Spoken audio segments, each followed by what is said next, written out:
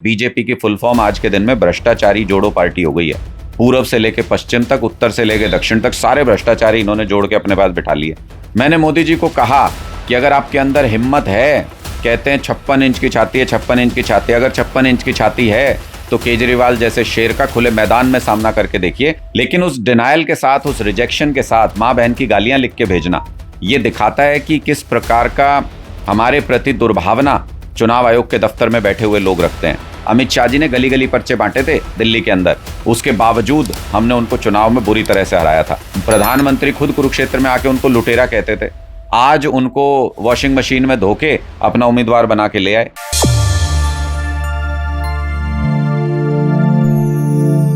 नमस्कार, इस वक्त रोहतक में बैठे अनुराग डांडा मेरे साथ है। आम आदमी पार्टी के वरिष्ठ प्रदेश के अध्यक्ष हैं, वरिष्ठ उपप्रधान बोलते हैं इनको।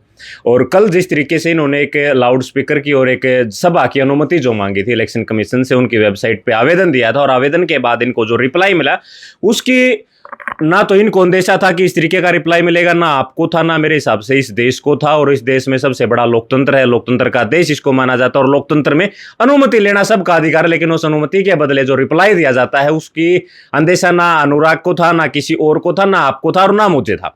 तो अनुराग, कल जिस तरीके से आप लोगों ने वो एप्लीकेशन लगाई थी उसके बाद आपको रिप्लाई मिला, उस रिप्लाई का अंदेशा किसी को था कि इस तरीके का भी कुछ हो सकता है इस लोकतंत्र के देश में, जिसके कहा जाता है कि पूरे विश्व का सबसे बड़ा लोकतंत्र अगर कहीं है तो वो इस देश में है, वो भारत में है। देखिए, हम यही तो लड़ाई लड़ रहे हैं, इतने दिनों से यही तो आवाज उठा रहे हैं कि ये देश तानाशाही की तरफ बढ़ रहा है बहुत तेजी से।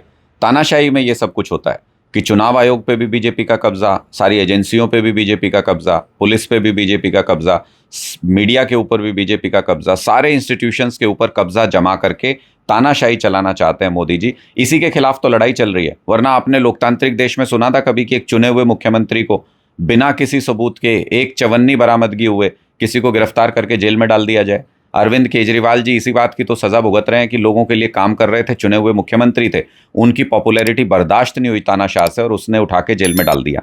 यही कल वाकया हुआ। मैं तो सोच भी नहीं सकता था कि चुनाव आयोग में हमने सामान्य सी परमिशन के लिए डाला था, अपने 2 कार्यक्रमों की परमिशन के लिए। उसकी परमिशन का डिनायल हो तो ठीक है, उसका हम सवाल पूछेंगे चुनाव आयोग से क्यों डिनाई किया। लेकिन उस डिनायल के साथ, उस रिजेक्शन के साथ माँ बहन की गालियां लिख के भेजना, ये दिखाता है कि किस प्रकार का हमारे प्रति दुर्भावना चुनाव आयोग के दफ्तर में बैठे हुए लोग रखते हैं। मैं तो कहता हूं चुनाव आयोग के दफ्तर देश भर में भारतीय जनता पार्टी के कार्यकर्ता चला रहे हैं, ऐसा प्रतीत होने लगा है। क्योंकि दिल्ली में आतिशी जी को एक चुनाव आयोग का नोटिस आया और नोटिस जब उनको मेल पे रिसीव हुआ, मेल पे तो 1 सेकंड में रिसीव हो जाता है, उसके आधा घंटा पहले बीजेपी के लोग खबरें चलवा रहे थे कि आतिशी को नोटिस मिला, आतिशी को नोटिस मिला। तो पहले सूचना भारतीय जनता पार्टी के पास जाती है, फिर उसके बाद चुनाव आयोग नोटिस भेजता है क्या? या भारतीय जनता पार्टी नोटिस बना करके भेजती है और चुनाव आयोग उसको फॉरवर्ड करता है? इस तरीके के गंभीर आरोप चुनाव आयोग के ऊपर लग रहे हैं। निष्पक्ष चुनाव आयोग हुए बिना निष्पक्ष चुनाव कैसे होगा? देश के लोगों की यही तो चिंता है कि बहुत तेजी से ये देश तानाशाही की तरफ बढ़ रहा है। इसलिए हम बार बार लोगों से ये अपील कर रहे हैं कि ये सही समय है इनका फन कुचलने का। इनको इसी वक्त ये बताना चाहिए कि ये लोकतंत्र है, भारतीय जनता पार्टी को सत्ता से बाहर कीजिए। लोकतंत्र और संविधान की रक्षा के लिए इस बार ये लड़ाई लड़ना जरूरी है। लेकिन भारतीय जनता पार्टी की क्या मंशा है कि वो आम आदमी पार्टी को कुचलना चाहती है या उसकी नीतियों को कुचलना? तो उनकी मंशा क्या है, इसके पीछे वो क्या हासिल करना चाहते हैं? उनकी मंशा तो पूरे देश ने देखी। मैं तो मोदी जी को कहता हूं कि जैसे पिंजरे में, जू में जो बंद शेर होता है, पिंजरे में बंद शेर होता है, उसको तो कोई भी देख लेता है जाके।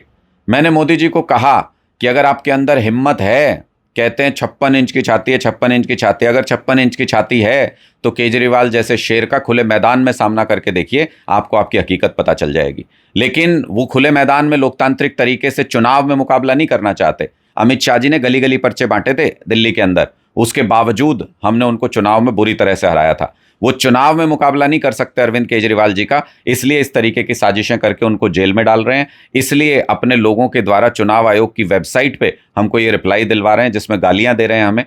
हमें इन गालियों से फर्क नहीं पड़ता, क्योंकि लोगों को भी ये नजर आ रहा है कि अगर कोई लड़ाई लड़ता है, संघर्ष करता है, तो उसको ये इस तरीके से गालियां देते हैं, अभद्र भाषा का इस्तेमाल करते हैं। इन गालियों का जवाब लोग अपने वोटों से देंगे, ऐसी हमको उम्मीद है। कल जो आपको लेटर मिला उसमें डिनाई था, उसके बाद गालियां थी, उसके बाद प्रशासन की तरफ से आपको कोई संपर्क किया गया, कोई खेद पत्र, माफी या कुछ ऐसा कि भी ये गलती से हुआ है या जिन लोगों ने किया उनके खिलाफ हम कार्रवाई करेंगे, कुछ ऐसा आप लोगों से संपर्क किया अभी तक? देखिए, कवर अप करने की कोशिश हुई उसके बाद, और ये कहा गया कि 5 कर्मचारियों को सस्पेंड कर दिया गया।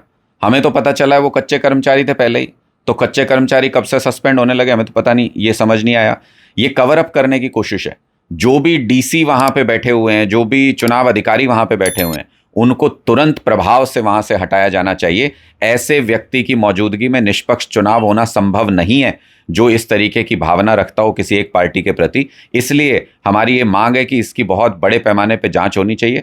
चुनाव आयोग के सारे दफ्तरों से जो भी HKRN के तहत इस तरीके से लोग लगाए गए हैं, जो भारतीय जनता पार्टी के एजेंट्स को बिठाया गया है, उनको तुरंत प्रभाव से स्क्रीन करके बाहर निकाला जाना चाहिए, क्योंकि ये तो पूरी चुनाव प्रक्रिया के ऊपर सवाल उठाता है। आज ये लोग ये सारी परमिशंस दे रहे हैं, कल को यही लोग चुनाव कराएंगे, तो उस चुनाव के ऊपर कैसे यकीन करेंगे, उस प्रक्रिया के ऊपर कैसे यकीन करेंगे हम लोग जो ऐसी दुर्भावना रखते हैं हमारे प्रति। जो आप कह रहे हो कि ये भारतीय जनता पार्टी के एजेंट है, मतलब कैसे? और कौन इतनी नफरत करेगा आम आदमी पार्टी से, आप बताइए। और कौन सी ऐसी पार्टी है जो बिना कारण के हमारे मुख्यमंत्री को, हमारे सारी लीडरशिप को, टॉप लीडरशिप को गिरफ्तार करके जिसने बिठा दिया? वहां तो मुकाबला ही भारतीय जनता पार्टी का और हमारे बीच में। अगर कोई इतनी दुर्भावना रखता है और वो हमारी पार्टी का व्यक्ति तो होगा नहीं, तो सामान्य सी समझ है कि भारतीय जनता पार्टी के लोग इस तरीके की हरकत कर सकते हैं क्योंकि बौखलाए हुए हैं। नफरत क्योंकि के पीछे की कोई मंशा उनकी, नफरत के पीछे की उनकी एक ही मंशा है। शहीद भगत सिंह जी से अंग्रेज क्यों नफरत करते थे? वही कारण है। बाबा साहब से अंग्रेज क्यों नफरत करते थे? वही कारण है। भारतीय जनता पार्टी भी इसलिए नफरत करती है क्योंकि इनको पता है कि आम आदमी पार्टी लोकतंत्र के जरिए एक दिन भारतीय जनता पार्टी को खत्म करेगी, इनकी उस मानसिकता को खत्म करेगी जिसमें लोगों को आपस में लड़ाते हैं। ये बाबा साहब अंबेडकर जी का संविधान खत्म करना चाहते हैं, हम उसकी रक्षा करना चाहते हैं। यही लड़ाई है। और वैचारिक लड़ाई अगर दुर्भावना में बदल जाती है, कौन सी ऐसी पार्टी, आज पूरे देश में आप पूछ लो, कौन सी ऐसी पार्टी है जिसके लोग चोरी चकारी करते हैं, जिसके लोग डकैती डालते हैं, जिसके लोग भ्रष्टाचार करते हैं, जिसके लोग गालियां देते हैं? कहीं पे जाके पूछ लो पूरे देश में, तुरंत बता देंगे यही पार्टी है। बीजेपी की फुल फॉर्म आज के दिन में भ्रष्टाचारी जोड़ो पार्टी हो गई है। पूर्व से लेकर पश्चिम तक, उत्तर से लेकर दक्षिण तक सारे भ्रष्टाचारी इन्होंने जोड़ के अपने पास बिठा लिए।